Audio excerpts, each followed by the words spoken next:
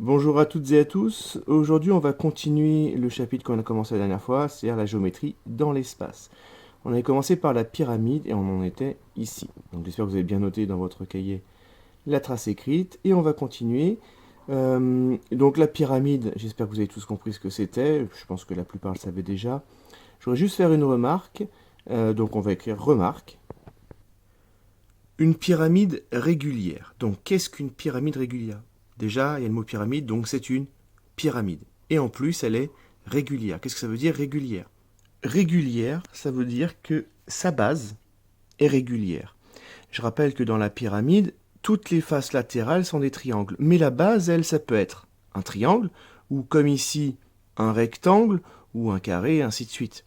Donc ça peut être la base, peut avoir 3 côtés. Elle peut également avoir 4 côtés, 5 côtés, 6 côtés, 7 côtés, peu importe. Il existe différents types de pyramides. Ici, celle qu'on a représentée est une base à 4 côtés. Donc cette base est un quadrilatère. Si c'est un rectangle, ce ne sera pas une pyramide régulière. Si c'est un losange, ce ne sera pas une pyramide régulière. Si c'est un carré, ce sera une pyramide régulière. Pourquoi? Parce que dans un carré, les côtés, les 4 côtés, sont de la même longueur et il y a 4 angles de la même mesure, ce qui n'est pas le cas du losange. Donc, si la pyramide est à base carrée, on dira qu'elle est régulière. Si la base est un triangle, quel type de triangle sera considéré comme régulier? C'est celui qui a tous ses côtés de même longueur et tous ses angles de même mesure, on appelle le triangle équilatéral. Si vous avez un pentagone en base, ça sera régulier uniquement si le pentagone a tous ses côtés de la même longueur et tous ses angles de la même mesure. Voilà comment ça fonctionne. Donc, une pyramide régulière est une pyramide dont la base est un polygone régulier. On peut donc écrire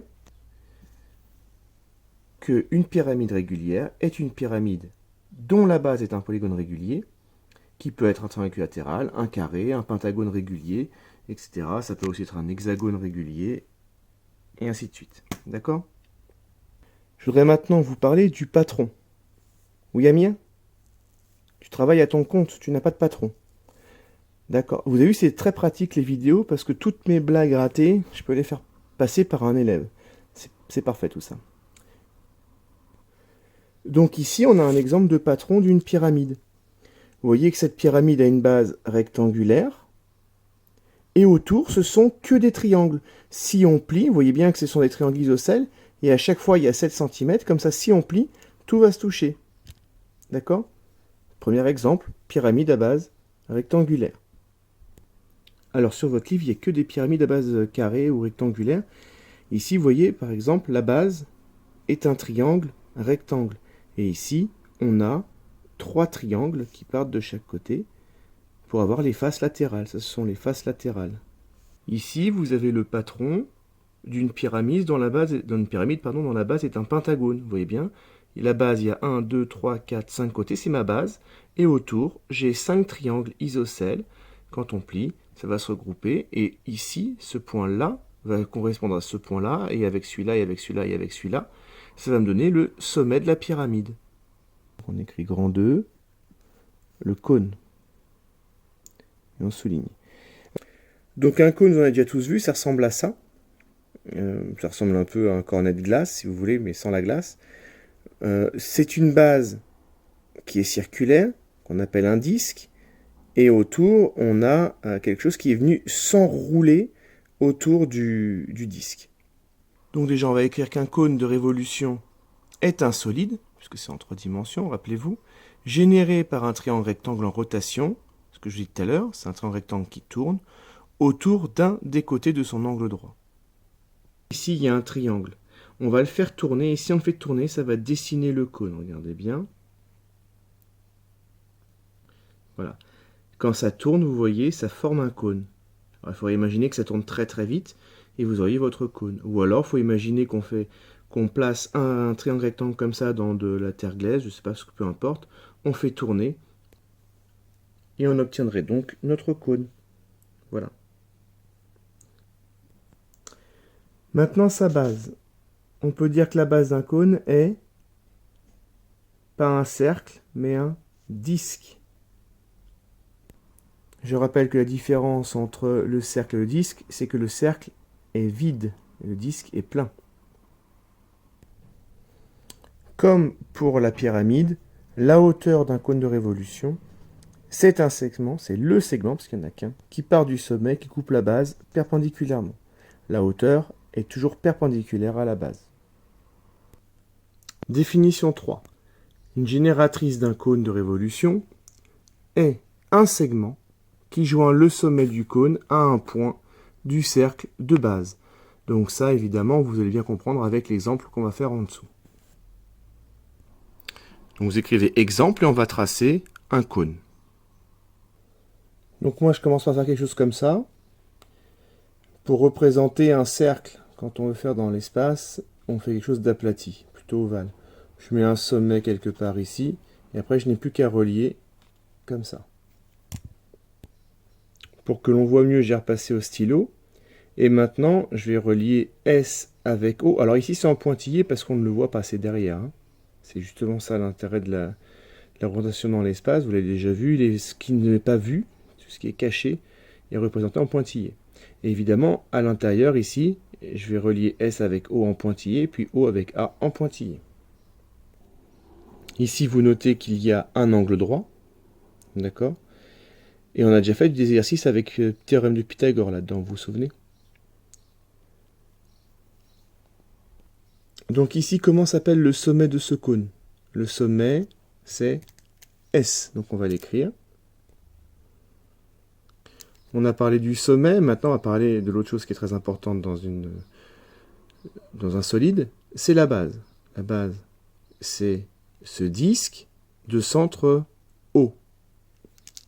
Et le rayon de cette base, c'est OA, ou OB aussi est un rayon. Donc la base du cône et le disque de centre O et de rayon OA. Et maintenant, SO, qu'est-ce que c'est? Je pars du sommet et je coupe la base perpendiculairement. C'est donc la hauteur. Donc la hauteur du cône est le segment OS. Et maintenant, il ne me reste plus qu'à parler de la génératrice. Enfin, une génératrice. Je pars, on a dit, d'un sommet, enfin du sommet, S, et je joins un point du cercle de base. Donc par exemple, SA est une génératrice. SB est une génératrice. Si je mettais un point M ici, SM serait une génératrice. Si je mettais un point D ici, SD serait une génératrice. D'accord? Donc il y en a une infinité de génératrices. Car il y a une infinité de points sur le cercle de la base. Rappelez-vous le cours de 6e. Donc ne confondez pas la hauteur parce qu'il n'y en a qu'une. D'accord? Le disque de la base qu'il n'y en a qu'un, le sommet parce qu'il n'y en a qu'un, et une génératrice parce qu'il y en a autant qu'on veut. Pareil, un rayon c'est OA. OA est un rayon car il y en a plein d'autres. Il y a OB, mais si je mets un point M ici, OM serait également un rayon. Bien, il ne nous reste plus qu'à parler du patron du cône. Alors on n'a pas parlé du patron de la pyramide, enfin on en a parlé mais on n'a pas écrit dans le cours parce qu'il existe différentes sortes de pyramides. Pour le cône, c'est un peu différent. Je vais vous montrer d'abord l'allure générale du patron d'un cône. Donc ça, c'est l'exemple d'un patron de cône, celui que vous avez dans votre livre, dans le cours du livre. De quoi est constitué le cône? De la base qui est un disque. Alors cette base-là étant verte, on a fait une base de rayon 3 cm. Et autour, on a cette forme-là. En fait, ça va venir s'enrouler. C'est-à-dire que si je prends toute cette longueur-là, ça doit être la même que tout le contour du disque pour que ça vienne s'enrouler autour. Ici, vous aurez le sommet. Et la distance qu'il y a entre le sommet et ce point-là, c'est-à-dire le rayon de ce qui est en bleu ici, ce sera la longueur d'une génératrice. D'accord?